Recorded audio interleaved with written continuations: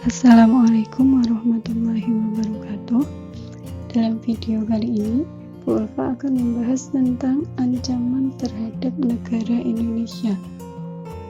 Nah, harapannya dengan mengamati video ini, nanti adik-adik semua bisa menganalisis ancaman terhadap integrasi nasional. Nah, ancaman apa saja yang bisa membahayakan atau menghancurkan keutuhan negara, kedaulatan negara, dan keselamatan negara. Kemudian bisa mengidentifikasi ancaman dalam berbagai bidang, yaitu bidang ideologi, bidang politik, bidang ekonomi, bidang sosial budaya, dan pertahanan dan keamanan, atau bisa disebut juga dengan singkatan IPOLEK Sosbud-Henkam. Kemudian yang ketiga itu menunjukkan peran serta dalam mengatasi berbagai ancaman.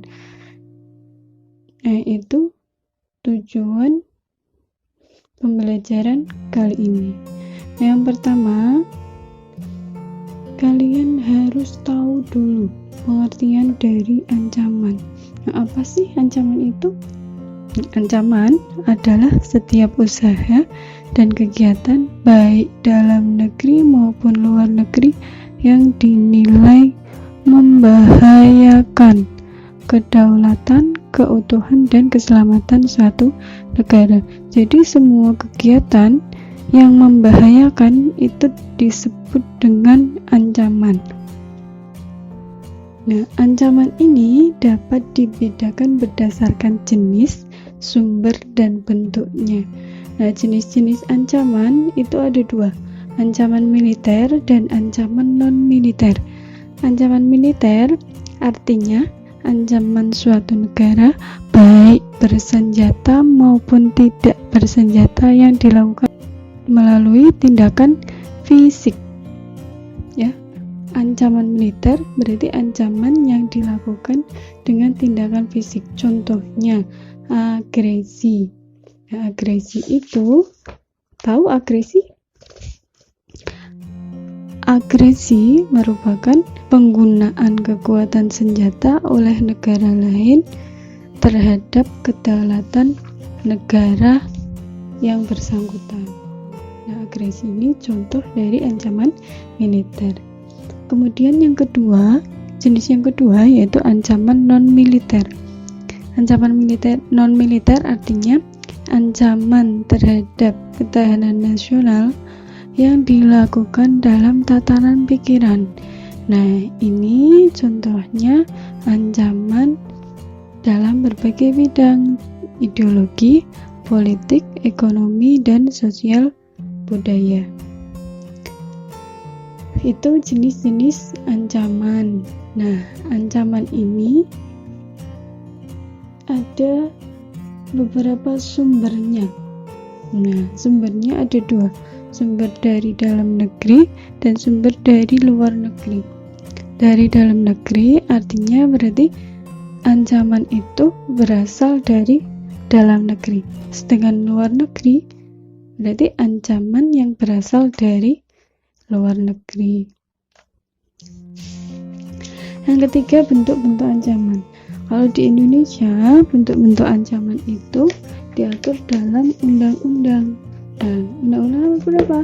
Undang-undang nomor 34 tahun 2004 tentang Tentara Nasional. Nah, di dalamnya menyebutkan ancaman dan gangguan terhadap keutuhan negara, yaitu meliputi yang pertama agresi. Nah, tadi Ibu sudah menjelaskan agresi. Agresi itu apa? Agresi itu ancaman yang berupa penggunaan kekuatan senjata oleh negara lain terhadap kedaulatan negara, keutuhan wilayah, dan keselamatan segenap bangsa dalam bentuk dan cara-cara sebagai berikut. Misalnya, agresi itu contohnya invasi. Invasi berupa penggunaan kekuatan bersenjata. Kemudian yang kedua itu pelanggaran wilayah.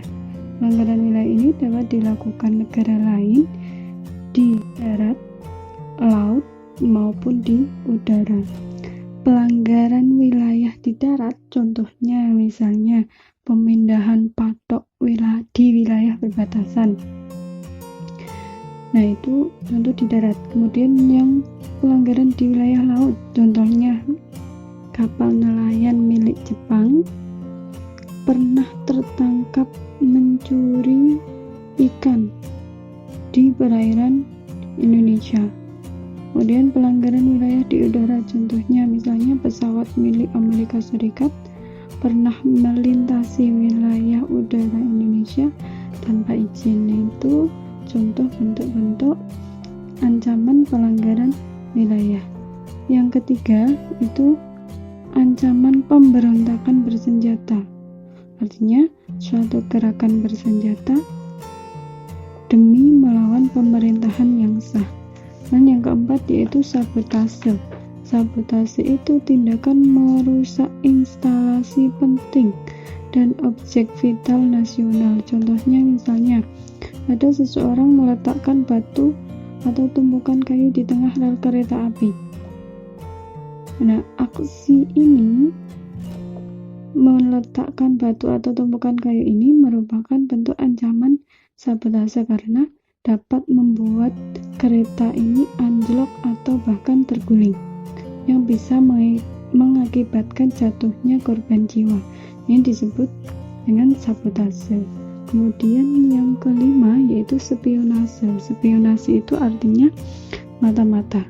Kemudian yang keenam yaitu aksi teror bersenjata. Yang ketujuh, ancaman keamanan di laut atau di udara. Di laut misalnya contohnya pembajakan atau perompakan. Selanjutnya yaitu konflik komunal antar kelompok masyarakat. Masyarakat Indonesia itu terdiri dari berbagai macam perbedaan suku, agama, ras, tingkat pendidikan, tingkat ekonomi, kemudian ada perbedaan kepemilikan kekayaan. Nah, banyaknya perbedaan ini bisa menimbulkan suatu gesekan atau pemicu konflik. Nah, konflik ini bisa menjadi sebuah ancaman keutuhan bangsa dan negara. Nah, selanjutnya selain jenis sumber dan bentuk yang sudah Ibu jelaskan, itu ada ancaman dalam berbagai bidang, yaitu ancaman Ipolek Sosbud Hankam, ideologi, politik, ekonomi, sosial, budaya, pertahanan, dan keamanan. Nah, ancaman di bidang Ipolek Sosbud Hankam ini merupakan bentuk ancaman non-militer. Nah, ancaman non-militer pada hakikatnya ancaman yang menggunakan faktor-faktor non-militer atau tidak menggunakan senjata. Nah, Ibu akan bahas satu persatu bidang-bidang tersebut. Yang pertama, ancaman dalam bidang ideologi. Nah, ideologi merupakan ancaman yang dilakukan untuk memengaruhi ideologi dan mengancam dasar falsafah negara. Dasar falsafah negara kita apa? Pancasila. Jadi semua kegiatan yang mengancam Pancasila itu disebut dengan ancaman ideologi. Kemudian yang kedua, ancaman dalam bidang politik. Ancaman dalam bidang politik dapat bersumber dari dalam negeri maupun dari luar negeri. Yang dari dalam negeri, contohnya misalnya pengerahan massa untuk menumbangkan suatu pemerintahan yang berkuasa. Selanjutnya, ancaman dalam bidang ekonomi. Ancaman dalam bidang ekonomi ini dapat dikelompokkan menjadi dua, yaitu internal dan eksternal. Ancaman internal dapat berupa tingkat inflasi yang cenderung meningkat. Nah, kemudian yang dari eksternal itu misalnya bentuk ketergantungan yang tinggi terhadap negara asing.